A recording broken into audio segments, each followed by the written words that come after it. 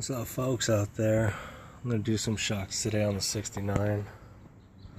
I already got it prepped a little bit, so I'm going to start with this. Let's pull this tire off.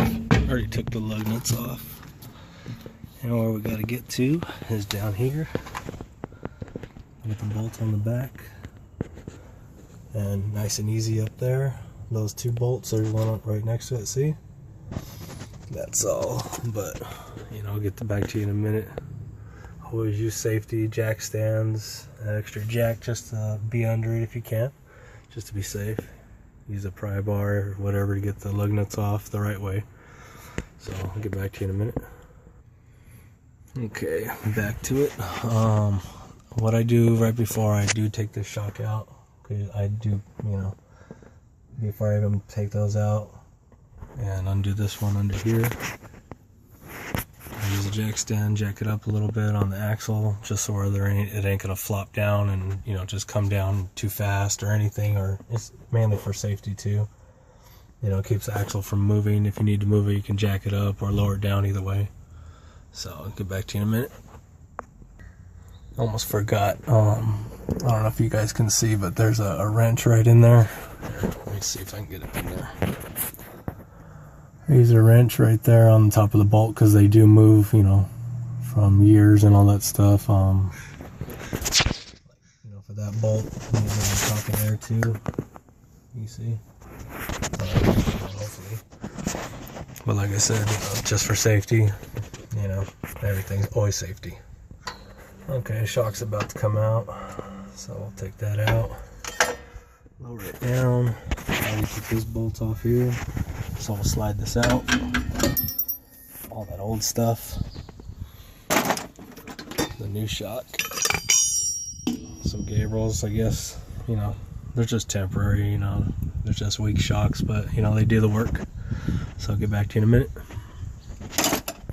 Okay, got the shock up mounted. You can let it just swing there for a minute. Don't cut the tie that's holding the little band right there. You see it? You don't need to, not yet, not until those bolts are tight up there. Then you can just bring it over here, cut the strap, and let it, come down. But, like I said, don't cut it yet until those are done up there. And you can do whatever you need to do here, move it around. So, hold on. Okay, you got the first bolt tight. The second one's next. Like I said, you're gonna have to use a wrench on top because they do slide sometimes. So hold on. Okay, we are mounted there. Okay, next to do is put these pieces in right here.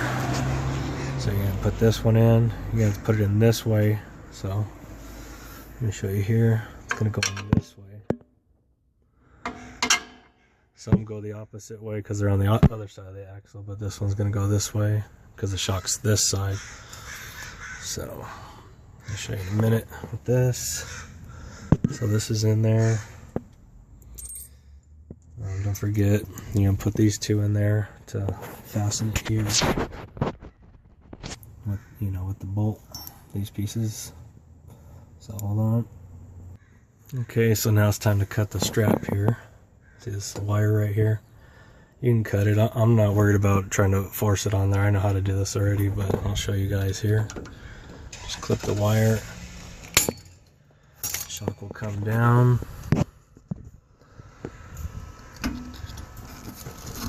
And just put it on while it's coming down. It's on there. Remember, always washer. So the washer, lock washer, and then the bolt.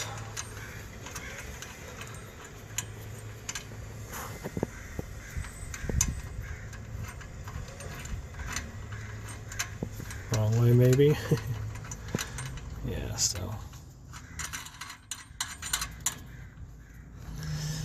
And that's pretty much how to change shocks. I mean, it's not that hard, cut that off after. But I mean, it's pretty simple. Just make sure all the bolts are nice and tight. So that's all. Saturday morning. Shocks, AC Delco. Now that everything's all bolted up, when you tighten this bolt right here, when we're looking at, it will tighten this one. If you get it nice and snug already on there, it'll tighten it at the same time when you're tightening this one. So all I gotta do left is just cut the strap off and we're done here. And it's the same process. I didn't really go into detail too much. You know, the socket, what is this, 3/4 for the front bolt, 1/2 inch for the top bolt on top, and bottom works same, socket and a wrench. And where to go, this is what I used, was the 1/2 inch with an extension for those top bolts on top. And this one right here is 11/16 for this back bolt here, 11/16. So jack stands and jack and safety always first, and that's all. Do the same process on the other side. It's pretty much unbolt and bolt back together. You know, make sure everything's safe, you guys. That's all. Okay, so this is for the end of these Monroe shocks. These are pretty old.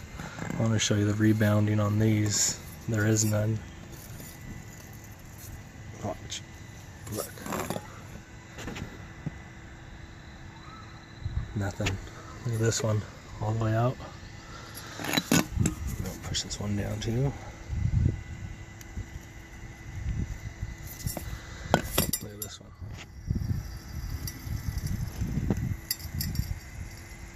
Barely anything, so make sure you change your shocks, because I had a bouncy ride and hit the bottom. So that was it. Talk to you guys there Saturday.